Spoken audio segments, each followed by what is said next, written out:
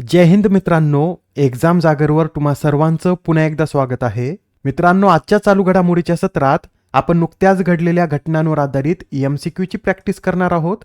यातील एक एक प्रश्न अत्यंत महत्त्वाचा आहे, त्यासाठी व्हिडिओ शेवटपर्यंत पहा व आपल्या मित्रांसोबत सुद्धा शेअर करा, जेणेकरून येणाऱ्या एक्झाममध्ये त्यांना सुद्धा याचा फायदा होईल. चला तर आपण आजच्या सत्राला सुरुवात करूया. पहिला प्रश्न पहा. 74व्या मिस युनिव्हर्स स्पर्धेचं विजेतेपद कोणी पटकावले? या प्रश्नाचं उत्तर आहे पर्याय क्रमांक 3 म्हणजेच फातिमा बोश यांनी आता थायलंडमध्ये पार पडलेल्या 74व्या मिस युनिव्हर्स स्पर्धेचं विजेतेपद पटकावलं आहे. बरं, या फातिमा बोश कोणत्या देशाच्या आहेत? तर या फातिमा बोश मेक्सिको या देशाच्या आहेत. त्यांनी या स्पर्धेत 121 देशातील स्पर्धकांना हरून ही स्पर्धा जिंकली. मित्रांनो, वयाच्या 6व्या वर्षी डिस्लेक्सिया, ADHD आणि हायपर ॲक्टिव्हिटी या आजाराचं निदान झाल्यानंतर देखील हार न मानता त्यांनी अथक प्रयत्न करत आता 2025 मधील मिस युनिव्हर्स ही स्पर्धा सुद्धा जिंकली आहे. 2025च्या मिस युनिव्हर्स मेक्सिको या स्पर्धेचं विजेतेपद देखील त्यांनी पटकावलेलं आहे. यासच हे सुद्धा नोट करून घ्या. या स्पर्धेतील फर्स्ट रनरअप या थायलंडच्या प्रवीण सिंग ठरल्यात, तर सेकंड रनरअप या व्हेनेझुएला या देशाच्या स्टेफनी अफसाली ठरल्या आहेत. आपल्या भारताचं नेतृत्व यात मनिका विश्वकर्मा यांनी केलं आहे व त्या या स्पर्धेत पहिल्या 30 मध्ये स्थान मिळवू शकल्या. त्यांना पहिल्या 12 मध्ये सुद्धा स्थान मिळालेलं नाही. पहिल्या 30 मध्ये स्थान मिळवल्यानंतरच त्या या स्पर्धेतून बाहेर पडलेल्या आहेत. बरं, मिस युनिव्हर्सची पहिली आवृत्ती कधी आयोजित करण्यात आली होती? तर 1952 साली मिस युनिव्हर्सची पहिली आवृत्ती आयोजित करण्यात आली होती. बरं, आतापर्यंत किती भारतीय सौंदर्यवतींनी मिस युनिव्हर्स ही स्पर्धा जिंकली आहे? तर आतापर्यंत 3 भारतीय सौंदर्यवतींनी ही मिस युनिव्हर्स स्पर्धा जिंकली आहे. यात 1994 साली पहिल्यांदा सुष्मिता सेन यांनी स्पर्धा जिंकली होती. त्यानंतर 2000 साली लारा दत्ता व 2021 मध्ये हारनाथ सिंधू यांनी या स्पर्धेचं विजेतेपद पटकावलेलं आहे. Next question. हा एक मल्टीलायनर प्रश्न असून यात आपल्याला अचूक असलेले म्हणजेच बरोबर विधान निवडायचे आहेत. पहिलं विधान पहा काय म्हणतं. पंतप्रधान नरेंद्र मोदी दक्षिण आफ्रिकेत आयोजित G20 नेत्यांच्या शिखर परिषदेत सामील झाले असून हा त्यांचा दक्षिण आफ्रिकेचा 4था अधिकृत दौरा आहे. मित्रांनो, यंदाची G20 शिखर परिषद ही दक्षिण आफ्रिकेतच आयोजित करण्यात आली आहे व यात पंतप्रधान मोदी हजर झाले असून त्यांचा हा दक्षिण आफ्रिकेचा 4थाच दौरा आहे. त्यामुळे पहिलं विधान बरोबर ठरतं. आता दुसरं विधान पहा. दक्षिण आफ्रिकेतच नाही तर आफ्रिका खंडात प्रथमच ही परिषद पार पडत आहे. हे सुद्धा विधान बरोबर आहे. मित्रांनो, 2023च्या आधी आफ्रिकन संघ हा G20चा सदस्य नव्हता. भारताच्या अध्यक्षतेखालीच 2023 साली आफ्रिकन संघाचा समावेश G20 मध्ये करण्यात आला आहे व या G20चा सदस्य बनल्यानंतर 2 वर्षातच आफ्रिका खंडात प्रथमच ही परिषद देखील पार पडत आहे. यातील हे C विधान सुद्धा बरोबर आहे. यात आपल्याला बरोबर असलेले विधान ओळखायची होती, म्हणून या प्रश्नाचं योग्य उत्तर काय असेल? तर पर्याय क्रमांक 3 हे या प्रश्नाचं योग्य उत्तर आहे.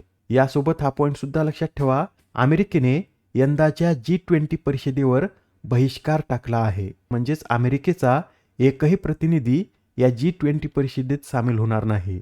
यंदाच्या G20 परिषदेविषयी इतर माहिती नोट करून घ्या. ही या परिषदेची 20वी आवृत्ती आहे. याचं आयोजन दक्षिण आफ्रिकेतील जोहान्सबर्ग या शहरात 22 आणि 23 नोव्हेंबर दरम्यान करण्यात येईल. यंदाची या परिषदेची थीम काय आहे? तर एकता, समानता आणि शाश्वतता ही या परिषदेची थीम आहे. बरं, 2024 मधील G20 परिषद कोठे आयोजित करण्यात आली होती? तर ही 19वी G20 परिषद ब्राझीलमधील रिओ दी जानेरो या शहरात आयोजित करण्यात आली होती. 2023 मध्ये याचं आयोजन नवी दिल्लीमध्ये करण्यात आलं. 2022 मधील 17वी समिट इंडोनेशियामधील बाली या शहरात पार पडली. 2021 मधील 16वी समिट इटलीमधील रोम, तर 2020 मधील 15वी परिषद सौदी अरेबियातील रियाद या शहरात व्हर्च्युअल मोडमध्ये पार पडली होती. Next question. 6व्या IBSA शिखर परिषदेचं आयोजन कोठे करण्यात येणार आहे? या प्रश्नाचं उत्तर आहे पर्याय क्रमांक 4 म्हणजेच दक्षिण आफ्रिका याच देशात या 6व्या IBSA शिखर परिषदेचं सुद्धा आयोजन होणार आहे. G20 परिषदेदरम्यानच ही IBSA शिखर परिषद पार पडेल. बरं, या IBSA मध्ये कोणकोणत्या देशांचा समावेश होतो?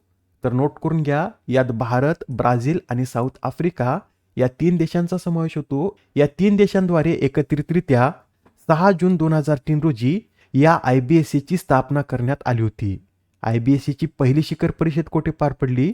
तर 2006 साली याची पहिली परिषद ब्राझीलमधील ब्रासिलिया येथे पार पडली. त्यानंतर 2007 साली दक्षिण आफ्रिकेतील प्रिटोरिया, 2008 मध्ये याचं आयोजन भारतामधील नवी दिल्ली येथे करण्यात आलं होतं. चौथी परिषद ब्राझीलमधील ब्रासिलिया, तर पाचवी परिषद 2011 साली दक्षिण आफ्रिकेतील प्रिटोरिया या शहरात पार पडली होती. आता हा प्रश्न पहा काय म्हणतो. QS सस्टेनेबिलिटी रँकिंग 2026 मध्ये कोणती संस्था ही भारतातील अव्वल क्रमांकाची संस्था ठरली? या प्रश्नाचं उत्तर आहे पर्याय क्रमांक 1 म्हणजेच IIT दिल्ली ही QS सस्टेनेबिलिटी रँकिंग 2026 मध्ये देशातील अव्वल संस्था ठरली आहे. IIT दिल्ली ही जरी देशातील अव्वल संस्था ठरली असली तरी मागच्या वर्षीच्या तुलनेत याच्या रँकिंगमध्ये घसरण झाली आहे. या आधीच्या वर्षी IIT दिल्ली ही 171व्या स्थानावर होती व यंदा यात घसरण होऊन IIT दिल्ली 205व्या क्रमांकावर आली आहे. आणि मित्रांनो, या रँकिंगमध्ये भारतातील एकूण 103 विद्यापीठ सामील होते व प्रतिनिधित्वाच्या बाबतीत भारत हा 4थ्या क्रमांकाचा देश ठरला आहे. अमेरिका हा देश यात पहिल्या क्रमांकावर असून अमेरिकेतील 240 युनिव्हर्सिटी यात सामील आहेत. चीनमधील 163 तर UK मधील 109 युनिव्हर्सिटी यात सामील आहेत. यात आपल्या IIT बॉम्बेने 235वं स्थान पटकावलं तर IIT खरगपूरने 236वं स्थान पटकावलं आहे. याचाच अर्थ मित्रांनो, यंदाच्या वर्षी टॉप 200 मध्ये भारतातील एकही संस्थान आहे. बरं, यंदाच्या रँकिंगमध्ये पहिलं स्थान कोणत्या विद्यापीठानं पटकावलं? तर स्वीडनमधील लुंड हे विद्यापीठ पहिल्या स्थानावर आहे. कॅनडामधील टोरंटो हे विद्यापीठ तिसऱ्या क्रमांकावर युनिव्हर्सिटी कॉलेज लंडन, चौथ्यावर एडिनबर्ग विद्यापीठ, तर 5व्या क्रमांकावर कॅनडामधील ब्रिटिश कोलंबिया विद्यापीठ आहे. पुढील प्रश्न, कोणता देश हा कोलंबो सुरक्षा परिषदेचा नवीन सदस्य बनला? या प्रश्नाचं उत्तर आहे पर्याय क्रमांक 2 म्हणजे सेशेल्स हा देश आता कोलंबो सुरक्षा परिषदेचा 6वा सदस्य बनला आहे. आतापर्यंत याचे सदस्य हे भारत, मालदीव, मॉरिशस, श्रीलंका आणि बांगलादेश हे 5 देश होते व आता या सुरक्षा परिषदेचा 6वा सदस्य हा सेशेल्स बनला आहे. अलीकडेच कोलंबो सुरक्षा परिषदेच्या 7व्या NSA स्तरीय बैठकीचं आयोजन नवी दिल्ली येथे करण्यात आलं होतं, ज्याचं अध्यक्षस्थान भारताचे राष्ट्रीय सुरक्षा सल्लागार अजित डोभाल यांनी भूषवलं व या बैठकीतच सेशेल्स या देशाचा समावेश या कोलंबो सुरक्षा परिषदेत करण्यात आला. नेक्स्ट क्वेश्चन, अलीकडेच अमेरिकेने कोणत्या देशाला प्रमुख बिगर नाटो सहयोगी म्हणून घोषित केलं? तर अलीकडेच आता अमेरिकेने सौदी अरेबिया या देशाला प्रमुख बिगर नाटो सहयोगी म्हणून घोषित केला आहे. नाटो म्हणजे काय? तर नॉर्थ अटलांटिक ट्रीटी ऑर्गनायझेशन. याची स्थापना 4 एप्रिल 1949 मध्ये करण्यात आली होती. याचं मुख्यालय बेल्जियममधील ब्रुसेल्स येथे आहे. सध्या याचे एकूण 32 देश सदस्य आहेत, तर सरचिटणीस हे मार्क रुटे आहेत. पुढील प्रश्न, कोणत्या राज्य सरकारद्वारे मी सेवा व्हॉट्सॲप प्लॅटफॉर्म सुरू करण्यात आले? तर हे जे मी सेवा व्हॉट्सॲप प्लॅटफॉर्म आहे हे तेलंगणा या राज्याद्वारे सुरू करण्यात आलं. या उपक्रमाचा उद्देश काय? तर साध्या, परस्पर संवादी आणि AI संचालित चॅट इंटरफेसद्वारे नागरिकांपर्यंत थेट सरकारी सेवा पोहोचवणे हा या उपक्रमाचा उद्देश आहे. नेक्स्ट क्वेश्चन, अलीकडेच DRDOने कोणत्या देशाच्या संरक्षण उपकरण महासंचालनालयासोबत एक करार केला आहे? तर नुकताच आता DRDOने फ्रान्स या देशाच्या संरक्षण उपकरण महासंचालनालयासोबत एक सामंजस्य करार केला आहे. या करारामागील उद्देश काय?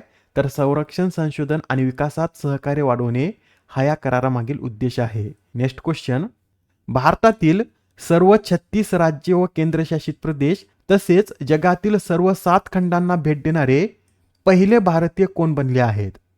मित्रांनो, आता भारतातील 36 राज्याबरोबरच जगातील सर्व 7 खंडांना भेट देणारे डॉक्टर ऋषिराज हे पहिले भारतीय ठरले आहेत. आजच्या सत्रामधील शेवटचा प्रश्न पहा. दरवर्षी जागतिक दूरदर्शन दिन कधी साजरा केला जातो? तर हा जो जागतिक दूरदर्शन दिन आहे हा दरवर्षी 21 नोव्हेंबर रोजी साजरा केला जातो. व हा दिवस 21 नोव्हेंबर रोजीच का साजरा केला जातो? तर संयुक्त राष्ट्राने 1996 साली 21 आणि 22 नोव्हेंबर रोजी पहिले जागतिक दूरदर्शन मंच आयोजित केले होते व या दिनाचा औचित्य साधूनच 21 नोव्हेंबर रोजीच हा जागतिक दूरचित्रवाणी दिवस साजरा केला जातो. या आधीच्या सत्रामध्ये तुमच्यासाठीचा प्रश्न होता, फ्रान्सच्या प्रतिष्ठित शेवेलियर पुरस्काराने कोणाला सन्मानित करण्यात आले? या प्रश्नाचं उत्तर आहे पर्याय क्रमांक 3 म्हणजेच थोटाथरानी यांना हा पुरस्कार मिळाला आहे. आजच्या सत्रामधील तुमच्यासाठीचा प्रश्न पहा, जागतिक हवामान बदल कामगिरी निर्देशांक 2026 मध्ये आपला भारत कितव्या स्थानी आहे? आता या प्रश्नाचं उत्तर कमेंटमध्ये देण्याचा प्रयत्न करा. उत्तर चुकलं तरी काय हरकत नाही, कारण ज्यावेळेस तुम्हाला या प्रश्नाचं योग्य उत्तर माहित होतं त्यावेळेस हा प्रश्न तुमच्या दीर्घकाळापर्यंत लक्षात राहतो. तर आता पुढच्या सत्रात पुन्हा भेटूया. धन्यवाद.